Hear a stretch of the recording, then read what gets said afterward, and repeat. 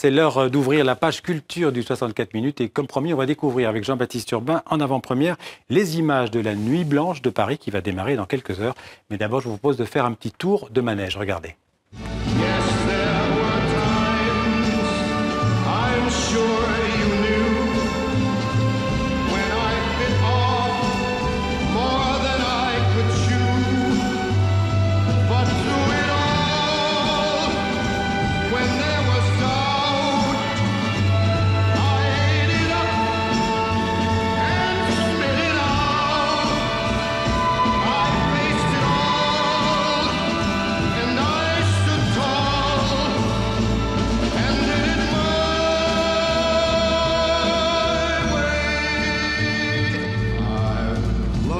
Bonsoir Jean-Baptiste. Bonsoir Xavier. Superbes images d'un super spectacle de Yann Bourgois qui s'appelle Celui qui tombe. Alors Yann Bourgois, c'est un chorégraphe, c'est un artiste de cirque dont on parle de plus en plus.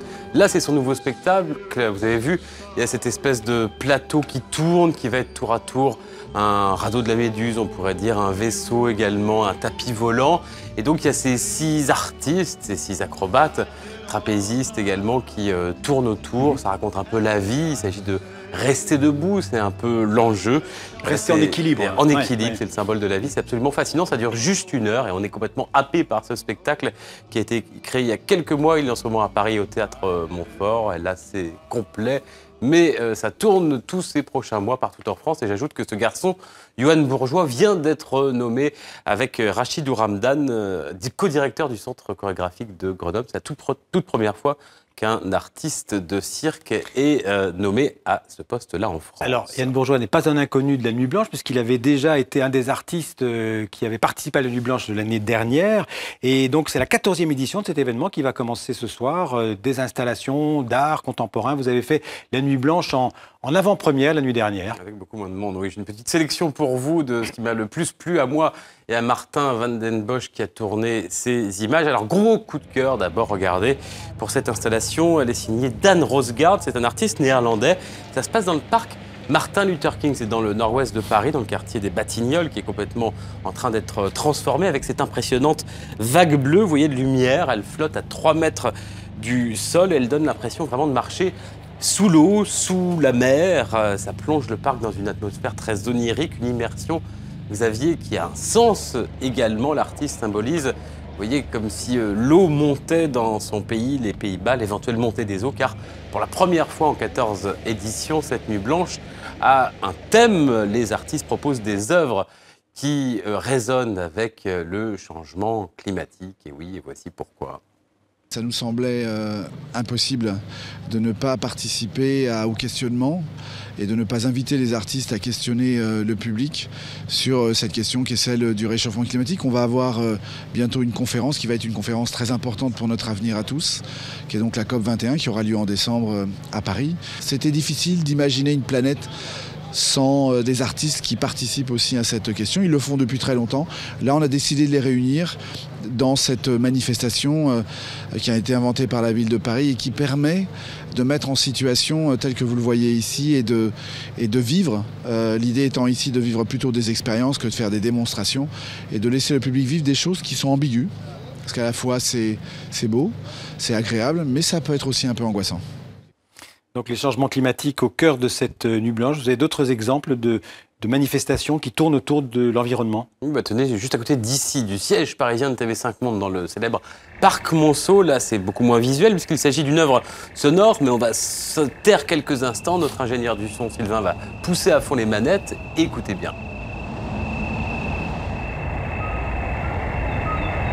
L'artiste s'appelle Eric Sama, qui nous fait entendre les insectes, les oiseaux, des batraciens qui peut-être seront dans ces parcs parisiens dans 30 ans si la température monte de quelques degrés, assez inquiétant. Et puis toute autre chose, là, il y a beaucoup plus de monde. On part Gare du Nord avec cette maison fond, F-O-N-D, maison fond, si on répète, ça fait mes enfants, ça renvoie donc au futur. Et c'est un immeuble parisien, vous voyez, qui semble s'affaisser sous l'effet du réchauffement climatique, un peu façon Salvador Dali. Ça, c'est une œuvre pérenne, elle va rester donc la Gare du Nord. Elle est signée Leandro Elrich, un artiste argentin. Vous pourrez l'admirer ou la critiquer, si vous voulez, si ça ne vous plaît pas.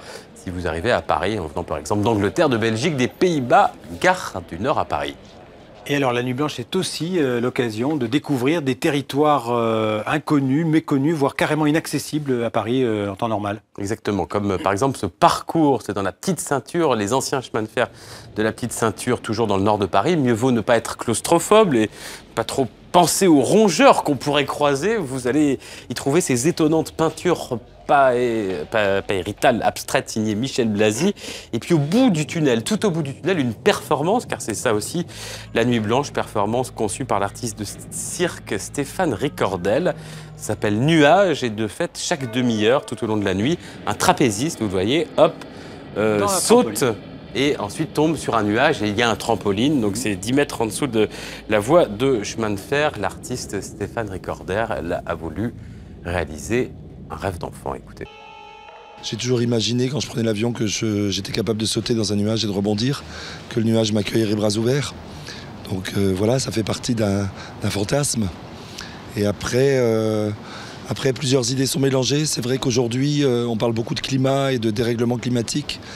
Quand José Manuel m'a donné ce thème du climat, mais en étant très, très ouvert, j'ai pensé également et très rapidement au climat géopolitique aujourd'hui de notre planète.